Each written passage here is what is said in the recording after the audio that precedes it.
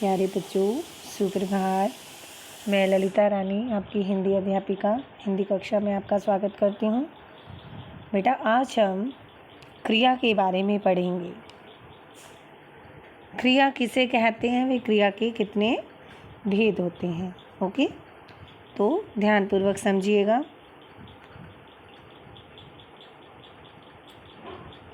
जिन पदों से किसी कार्य के होने, करने अथवा किसी स्थिति का बोध होता है उसे क्या कहते हैं? क्रियापद कहते हैं। अर्थात आसान शब्दों में किसी काम के करने या होने के बोध को क्रिया कहते हैं। ठीक है, तो क्रिया शब्द का अर्थ ही है करना, अर्थात काम। क्रिया अर्थात काम, जो क्रिया हो रही है, करना। ठीक है, जैसे पक्षी आकाश में उड़ रहे हैं। पक्षी आकाश में क्या कर रहे हैं? उड़ रहे हैं। तो यहाँ पर उड़ जो है वो क्या है? क्रिया शब्द है। पेड़ टूट गया है, खरगोश गाजर खा रहा है। तो जो उड़ रहे हैं, टूट गया है, खा रहा है, ये सभी जो है क्या है? इससे कुछ न कुछ कार्य करने का बोध हो रहा है। तो ये सभी जो है ये क्या कहलाएंगे? क्रिया कहलाएंगे। Is it clear? तो किसी कार्य के करने या होने के बोध को क्या कहते हैं? क्रिया कहते हैं। ओके, आगे है बेटा, धातु किसे कहते हैं? क्रिया का जो मूल रूप होता है बेटा वो धातु कहलाता है। जैसे पढ़, जा, खेल, खा, सुन, ठीक है, इत्यादि। ये सभी जो है क्रिया के जो मूल रूप है धातु, ये सभी क्या कहलाती हैं? धातु कहलाती हैं। तो इसकी परिभाषा देखिए, क्रिया के मूल रूप को धातु कहते हैं। जैसे पढ़, जा, खेल, देख, सुन, गा आदि। धातु में ना प्रत्यय जोड़ने से क्रिया का सामान्य रूप बनाया जाता है। यहाँ पर देखिए आप, जैसे ये मूल रूप है क्रिया का, तो इसमें ना जोड़ा गया है, ना प्रत्यय जोड़ा गया है, तो इससे क्या बन गया है? क्रिया का सामान्य रूप। जैसे पढ़ना, खेलना, गाना, जाना, सुनना आदि। इज इट क्लियर बेटा? आगे चलते हैं। क्रिया के भेद। क्रिया के कितने भेद होते हैं बेटा? क्रिया के 2 भेद होते हैं। कितने भेद होते हैं? 2 भेद। कौन कौन से? अकर्मक क्रिया और सकर्मक क्रिया। ठीक है, तो यहाँ देखिए बेटा, अकर्मक क्रिया में कर्म नहीं होता है, जबकि सकर्मक क्रिया में कर्म होता है। सकर्म अर्थात कर्म के साथ, अकर्म अर्थात कर्म के बिना।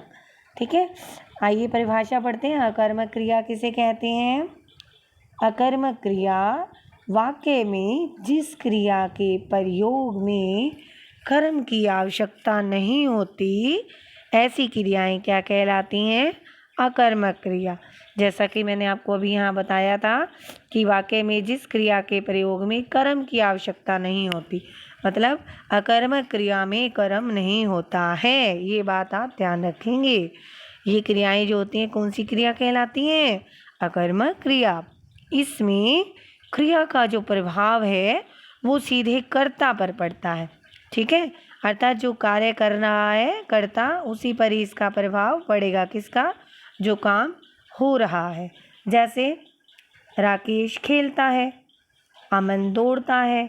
तो इसमें जो खेलता है और दौड़ता है, इन पदों के साथ जो क्रियापद हैं इनके साथ कर्म नहीं है। ठीक है, खेलना क्रिया, दौड़ना, ये सभी क्या है? क्रिया है, लेकिन इनके साथ कोई कर्म नहीं है। अगर हम यहाँ लिख दें राकेश फुटबॉल खेलता है, तो यहाँ पर कर्म हो रहा है। क्या कर्म हो रहा है? फुटबॉल। Is it clear? तो आगे चलते हैं बेटा। ये जो क्रियाएं हैं ये अकर्मक क्रियाएं होती हैं। Is it clear? नेक्स्ट है बेटा सकर्मक क्रिया, अर्थात सकर्म अर्थात कर्म के साथ, जिस क्रिया में कर्म होता है। तो वाक्य में जिस क्रिया के प्रयोग में कर्म की आवश्यकता होती है, सकर्मक क्रिया कहलाती हैं। सकर्मक क्रिया कर्म के बिना अपना भाव पूर्ण रूप से प्रकट नहीं कर पाती। ठीक है, तो कहने का तात्पर्य है कि सकर्मक क्रिया में कर्म अनिवार्य है, कर्म होता है इसमें। सकर्मक क्रियाएं जो हैं ये कर्म के बिना अपना इनका जो भाव है, ये इसका जो भाव है वो पूर्ण रूप से प्रकट नहीं हो पाता है। जैसे मामा जी बाजार जाते हैं, कहाँ जाते हैं? बाजार। तो बाजार जाना यहाँ पर कर्म हो रहा है। जैसे सोनिया खाना खाती है, तो आप इन वाक्यों में देखो, जो जाते हैं और खाती हैं, ये जो क्रियाएं हैं, ठीक है, जाना और ये खाती, ये इन क्रियाओं का जो फल है ये कर्ता पर नहीं पड़ रहा। ये कर्ता यहाँ पर क्या है? सोनिया और मामा जी, ठीक है। तो इन जो क्रियाओं का फल है वो जो करता है, अर्थात जैसे मामा जी और सोनिया, इन पर न पढ़कर किस पर पड़ रहा है? कहाँ जाते हैं मामा जी? बाजार। तो यहाँ पर जो फल है कहाँ पर पड़ रहा है? इस कर्म पर, ठीक है। क्या कर्म हो रहा है? बाजार जाना। सोनिया क्या खाती है? खाना खाती है। Is it clear? तो यहाँ पर खाना और बाजार, इस पर, इस कर्म पर यहाँ पर प्रभाव पड़ रहा है, कर्म पर इसका जो फल है वो पड़ रहा है। तो बाजार और खाना यहाँ पर दो कर्म है, और ये सभी क्या है? सकर्मक क्रियाएं हैं। इज इट क्लियर बेटा? दोबारा से देख लीजिए। मामा जी बाजार जाते हैं, सोनिया खाना खाती है। आपने यहाँ ऊपर अकर्मक क्रिया में देखा होगा, राकेश खेलता है, ठीक है, अमन दौड़ता है। तो यहाँ पर मामा जी बाजार जाते हैं और सोनिया खाना खाती है। तो यहाँ पर स्पष्ट हो रहा है, देखो अकर्मक में यहाँ कोई कर्म नहीं है, ठीक है, और इसमें आवश्यकता नहीं होती कर्म की, और इसका जो प्रभाव है सीधा कहाँ पड़ रहा है? कर्ता पर। तो अकर्मक क्रिया में जो क्रिया का प्रभाव है वो कर्ता पर पड़ता है, और सकर्मक क्रिया में जो क्रिया का प्रभाव है वो कहाँ पर पड़ेगा? कर्म पर पड़ेगा। Is it clear? तो इस प्रकार ये जो क्रियाएं हैं, कौन सी क्रियाएं हैं? सकर्मक क्रिया। मामा जी बाजार जाते हैं, सोनिया खाना खाती है। सोनिया क्या खाती है? ठीक है, खाना। आगे चलते हैं बेटा। सकर्मक क्रिया के भी बेटा आगे दो भेद होते हैं। कौन कौन से भेद हैं? एक कर्मक क्रिया और द्विकर्मक क्रिया। नाम से ही स्पष्ट है, एक कर्म अर्थात एक कर्म वाली जिस क्रिया में एक कर्म होगा, एक काम होगा, एक क्रिया होगी, वो एक कर्मक क्रिया होती है। और द्विकर्मक अर्थात दो कर्म वाली, जिन क्रियाओं में दो, ठीक है, जिस वाक्य में दो क्रियाएं होंगी वो क्या होंगी? द्विकर्म। दो कर्म वाली क्रियाएं होंगी, उसे द्विकर्मक क्रिया कहते हैं। Is it clear? यस बेटा, देखिए, एक कर्मक क्रिया, जिन क्रियाओं का एक ही कर्म होता है उसे क्या कहते हैं? एक कर्मक क्रिया। जिन क्रियाओं का एक ही कर्म होता है उसे क्या कहते हैं? एक कर्मक क्रिया। जैसे वह पुस्तक पढ़ता है, वह पुस्तक पढ़ता है, यहाँ पुस्तक जो है वो एक ही कर्म है। इज इट क्लियर बेटा? आगे देखिए, द्विकर्मक क्रिया, जिन सकर्मक क्रियाओं के दो कर्म होते हैं। मैंने आपको पहले भी बताया कि एक कर्मक क्रिया में जिन क्रियाओं का एक ही कर्म होता है उसे क्या कहते हैं? एक कर्मक क्रिया। क्या कहते हैं? एक कर्मक क्रिया। और जैसे वह पुस्तक पढ़ता है, यहाँ पर जो पुस्तक है वह पुस्तक पढ़ता है, एक ही कर्म हो रहा है, क्या पढ़ता है? पुस्तक, ठीक है। तो द्विकर्मक क्रियाओं में यहाँ पर दो कर्म होंगे और उसे क्या कहते हैं? द्विकर्मक क्रिया। जैसे पिता ने पुत्र को पुस्तक पढ़ाई। पिता ने पुत्र को, पिता ने किसको पढ़ाई? पुत्र को। और क्या पढ़ाई? पुस्तक। तो यहाँ पर पुत्र और जो पुस्तक है ये दो कर्म है, ठीक है बेटा। आगे चलते हैं। प्रयोग और संरचना की दृष्टि से क्रिया के कितने भेद होते हैं? प्रयोग और संरचना की दृष्टि से क्रियाएं 6 प्रकार की होती हैं। कौन कौन सी? प्रेरणार्थक क्रिया, संयुक्त क्रिया, नाम धातु क्रिया, कृदंत क्रिया, सामान्य क्रिया, पूर्वकालिक क्रिया। तो आइए प्रेरणार्थक क्रिया के बारे में जानते हैं। प्रेरणार्थक क्रिया क्या होती है, किसे कहते हैं? बेटा, जो ये प्रेरणार्थक क्रियाएं होती हैं इसके अंदर जो कर्ता है वो कार्य को स्वयं नहीं करता, जबकि किसी दूसरे को कार्य करने के लिए प्रेरित करता है। ठीक है, तो प्रेरणार्थक क्रिया में कर्ता स्वयं कार्य न करके किसी अन्य को अर्थात किसी दूसरे को कार्य करने के लिए प्रेरित करते हैं। वहाँ कौन सी क्रियाएं होती हैं? प्रेरणार्थक क्रिया। तो जब कर्ता स्वयं कार्य न करके किसी अन्य को कार्य करने के लिए प्रेरित करते हैं, वहाँ प्रेरणार्थक क्रिया होती हैं। जैसे करना से करवाना, देना से दिलवाना। ठीक है, प्रेरणार्थक क्रिया में दो कर्ता होते हैं, एक प्रेरक कर्ता और दूसरा प्रेरित कर्ता।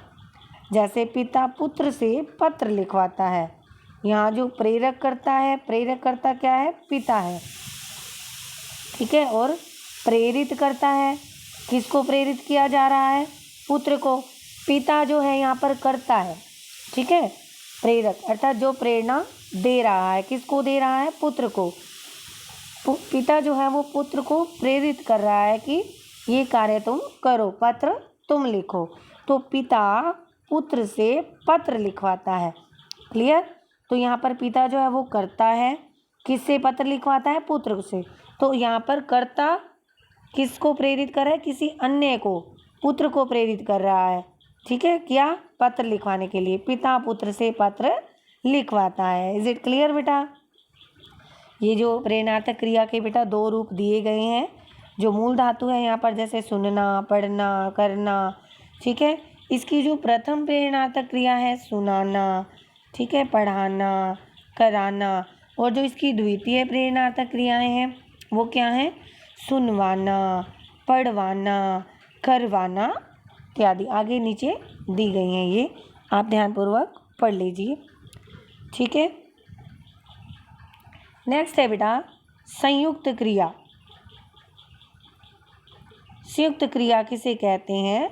दो या दो से अधिक धातुओं के योग से, दो या दो से अधिक धातुओं के योग से बनी क्रिया संयुक्त क्रिया कहलाती है। जैसे मैं यह काम कर चुका हूँ, रमन घर जा रहा है। यहाँ पहले वाक्य में कर चुका और दूसरे वाक्य में जा रहा, दो दो क्रियाओं का संयोग है। ठीक है, इनमें दो क्रियाओं के मेल से पूर्ण क्रियाएं बनी होती हैं। तो आपने ध्यान रखना है संयुक्त क्रिया में क्या होगा?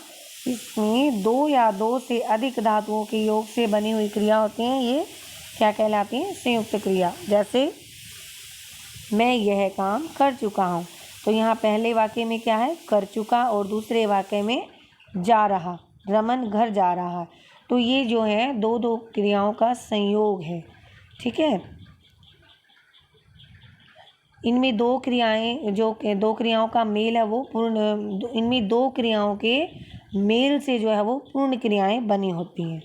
ठीक है बेटा, तो एक बात आप ध्यान रखेंगे, यदि यहाँ पर सहायक क्रिया, ठीक है, हेल्पिंग वर्ब जिसे आप कहते हो, यदि आप यहाँ सहायक क्रिया अकर्मक हो तो संयुक्त क्रिया भी अकर्मक कहलाती है, और यदि सहायक क्रिया सकर्मक हो तो संयुक्त क्रिया भी सकर्मक कहलाएगी। आगे चलते हैं बेटा, नेक्स्ट है नाम धातु क्रिया। नाम धातु क्रिया किसे कहते हैं? संज्ञा, सर्वनाम, विशेषण आदि शब्दों में ना प्रत्यय जोड़कर बनने वाली जो क्रियाएं होती हैं वो नाम धातु क्रियाएं कहलाती हैं। जैसे झंझन, झंझनाना, तोतला, तुतलाना, बात, बतियाना। ये सारी जो है कौन सी क्रियाएं हैं बेटा? नाम धातु क्रियाएं हैं। ठीक है, जैसे शर्माना, रंगना। तो इन जो ये संज्ञा, सर्वनाम आदि विशेषण शब्दों में ना प्रत्यय जुड़ा है। इसमें झंझना, झंझन, झंझनाना, शर्म, शर्माना, अपना, अपनाना। तो संज्ञा, सर्वनाम, विशेषण आदि शब्दों में ना प्रत्यय जोड़कर बनने वाली जो क्रियाएं हैं वो नाम धातु क्रियाएं कहलाती हैं। इज इट क्लियर बेटा? हाँ जी बेटा, आगे पढ़ेंगे बेटा हम सामान्य क्रिया किसे कहते हैं। सामान्य क्रिया जहाँ वाक्य में केवल एक ही क्रिया का प्रयोग होता है। ठीक है, जहाँ वाक्य में केवल एक ही क्रिया का प्रयोग होता है वह सामान्य क्रिया कहलाती है। जैसे आप आए, राजू नहाता है। ठीक है, आप आए, राजू नहाता है। यहाँ पर ये जो उदाहरण है ये किसका है बेटा? सामान्य क्रिया का। इज इट क्लियर बेटा? नेक्स्ट है बेटा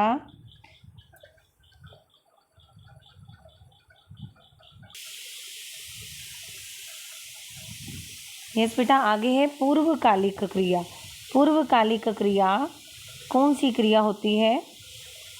मुख्य क्रिया से पूर्व अर्थात मुख्य क्रिया से पहले यदि कोई दूसरी क्रिया, पूर्वकालिक क्रिया मुख्य क्रिया से पहले यदि कोई दूसरी क्रिया प्रयुक्त होती है अर्थात प्रयोग की जाती है तो वह पूर्वकालिक क्रिया कहलाती है। पूर्व अर्थात पहले, काल अर्थात समय। ठीक है, क्रिया मुख्य क्रिया से पूर्व जो मेन मुख्य क्रिया हो रही है उससे पहले यदि कोई दूसरी क्रिया प्रयोग होती है तो वो कौन सी क्रिया कहलाती है? पूर्वकालिक क्रिया। अब यहाँ एक उदाहरण देखिए, जैसे चोर ने अलमारी खोलकर गहने निकाले। चोर ने अलमारी खोलकर गहने निकाले। मोना ने कविता याद करके सुनाई। शमीर ने नहा धोकर नाश्ता किया। तो यहाँ आप देखिए कि यहाँ चोर ने अलमारी खोलकर, पहले तो खोलकर, यहाँ पर जो खोलकर है ये कौन सी क्रिया है? पूर्वकालिक क्रिया है। ऐसे ही दूसरे वाक्य में याद करके सुनाना, यहाँ पर दो क्रियाएं हैं, खोलना गहने निकालना, याद करना सुनाना, नहा धोना नहाना धोना। ठीक है, नहा धोकर और नाश्ता करना, मतलब यहाँ पर दो क्रियाएं हो रही हैं। तो यहाँ पर हमने क्या ध्यान रखना है? मुख्य क्रिया से पहले जब कोई दूसरी क्रिया होती है तो वो कौन सी क्रिया कहलाएगी? पूर्व क्रिया। अब यहाँ पर जो ये मुख्य क्रियाएं हैं उससे पहले की जो क्रियाएं हैं वो हमने देखनी है कि चोर ने अलमारी खोलकर गहने निकाले, मुख्य क्रिया गहने निकालने, तो पहले उससे क्या की? अलमारी खोलकर। तो यहाँ पर खोलकर, याद करके और नहा धोकर, ये तीनों जो हैं क्या है? पूर्वकालिक क्रियाएं हैं। इज इट क्लियर बेटा?